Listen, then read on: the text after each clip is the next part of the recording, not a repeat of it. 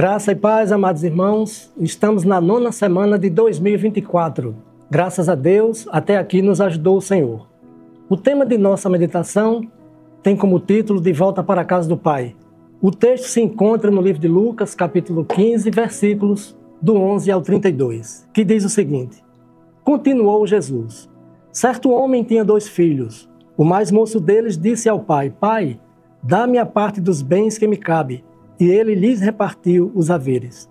Passados não muitos dias, o filho mais moço, ajuntando tudo o que era seu, partiu para uma terra distante e lá dissipou todos os seus bens, vivendo dissolutamente. Depois de ter consumido tudo, sobreveio àquele país uma grande fome e ele começou a passar necessidade. Então ele foi e se agregou a um dos cidadãos daquela terra e este o mandou para os seus campos a guardar porcos. Ali desejava ele fartar-se das alfarrobas que os porcos comiam, mas ninguém lhe dava nada. Então, caindo em si, disse: Quantos trabalhadores de meu pai têm pão com fartura, e eu aqui morro de fome? Levantar-me-ei e irei ter com meu pai, e lhe direi: Pai, pequei contra o céu e diante de ti, já não sou digno de ser chamado teu filho.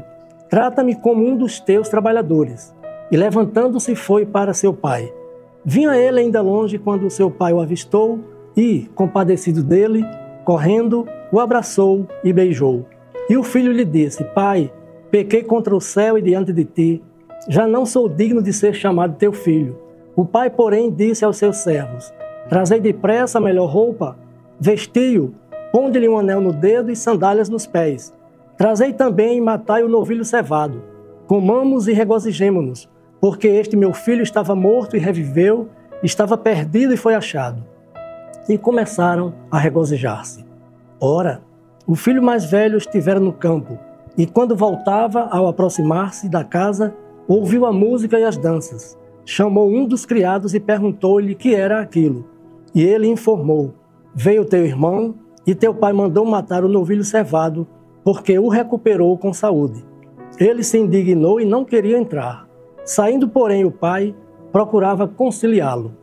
Mas ele respondeu a seu pai: Há tantos anos que te sirvo, sem jamais transgredir uma ordem tua, e nunca me deste um cabrito sequer para alegrar-me com os meus amigos. Vindo, porém, esse teu filho, que desperdiçou os teus bens com meretrizes, tu mandaste matar para ele o novilho cevado. Então lhe respondeu o pai: Meu filho, tu sempre estás comigo. Tudo o que é meu é teu.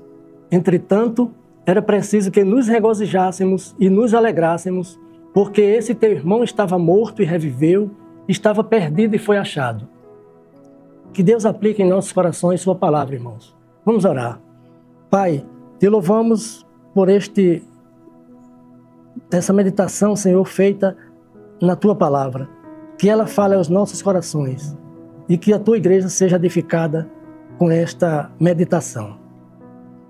Bem, irmãos, muitas pessoas testemunharam os grandiosos feitos de Jesus. Por isso, classificamos em 3 grupos. Primeiro, a multidão. Segundo, os seguidores. O terceiro grupo são os mais íntimos. Dentre todos, havia os invejosos, os escarnecedores, os críticos, os carentes de algum favor e os escolhidos. Jesus, o mestre dos mestres, ensinava grandes lições através das parábolas, que são comparações com o sentido figurado baseadas no dia a dia das pessoas. No contexto do capítulo 15 de Lucas, há 3 parábolas e uma coisa em comum entre elas, ou seja, os valores que se haviam perdido pelo caminho. Com o título de Volta para a Casa do Pai, vamos fazer uma breve meditação desta terceira parábola, a do filho pródigo, que provavelmente é a mais notável história contada por Jesus. Ela nos instrui sobre o pecado, o arrependimento e o perdão. Na ocasião, Jesus falava para os publicanos, que são os cobradores de impostos do antigo Império Romano, e pecadores. Falava também para fariseus e escribas. A parábola do filho pródigo já inspirou muitos teólogos, pastores, escritores, poetas, cantores e comentaristas. Vamos à análise dos versículos. Do 11 ao 16, a ansiedade do filho mais moço o levou a descumprir 2 regras cruciais. Primeira, O pedido de antecipação da herança que favoreceu a ambos era o mesmo que desejar a morte do pai. O mais velho se manteve calado e por isso ele também pecou. Segundo, o mais moço distanciou-se da família e gastou tudo o que tinha. Veio então uma grande escassez de comida naquele país e ele ficou desolado. Passou a depender de um estranho ao cuidar dos porcos. Faminto, desejava comer alfarrobas, que são vagens pisadas, usadas como alimento para os animais. Do 17 ao 19, o filho pródigo, caindo em si, provavelmente já descalço, havia mergulhado na movediça lama. Lembrou-se que até para os servos havia fartura de alimentos na casa do pai. Ele refletiu e tomou algumas atitudes. Primeira, iria erguer a cabeça e analisar o que falar. Segunda, voltaria para casa. Terceira, confessaria seus pecados e, com muita humildade, pediria ao próprio pai para ser aceito pelo menos como um empregado seu. Do 20 ao 24, pontuamos 3 fatos. Primeiro, ele acertou o caminho de volta. Segundo, foi visto de longe pelo seu pai, que correu ao seu encontro e recebeu com paixão, um abraço, beijo, a melhor roupa, um anel e sandálias. Terceiro, o novilho cevado era um alimento só consumido em eventos especiais. Porém, do 25 ao 28, o filho mais velho, chegando em casa, foi surpreendido com músicas e danças. Então se indignou e não quis entrar. Saindo seu pai, procurava conciliá-lo. Do 29 e 30, vimos que ele ficou irado e demonstrou insensatez, arrogância, desprezou o irmão e desrespeitou o pai. No 31 e 32, seu pai o esclareceu e disse: meu filho, esse teu irmão estava morto e reviveu, estava perdido e foi achado. Conclusão: ainda hoje, muita gente busca a felicidade e os prazeres mundanos a qualquer custo. No contexto do capítulo 15 de Lucas, deduzimos que algumas expressões nos levam a outras, ou seja, o filho mais moço caracteriza os publicanos e pecadores. O mais velho se assemelha aos fariseus e escribas. Anel no dedo é sinal de autoridade.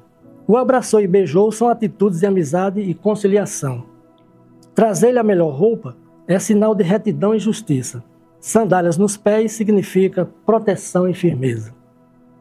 Quarto e último, Deus, o Pai amoroso, acolhe incondicionalmente a todos nós, sejam publicanos, pecadores, fariseus, escribas, a multidão, os seguidores e os mais íntimos do Senhor, a quem Ele ainda revela alguns grandes mistérios.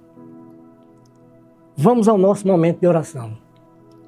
Pai amoroso, te louvamos, ó Deus, agradecidos por tão rica lição trazida com a parábola do filho pródigo. Oramos a Ti, ó Pai, em favor de nossa família, de nossos familiares. Oramos, Senhor, a Ti em favor dos nossos amigos e de outras famílias, Senhor, que certamente estão lamentando a ausência de filhos que estão dentro de casa, mas que se sentem fora dela, bem como aqueles que estão fora, Senhor, vivendo dissolutamente nesse mundo pecador. Te oramos, Pai, em favor dos nossos pastores, dos oficiais. Oramos a Ti, Senhor, em favor de toda a família que vem à nossa igreja, sejam congregados, sejam membros, todos aqueles, Senhor, que esporadicamente nos visitam.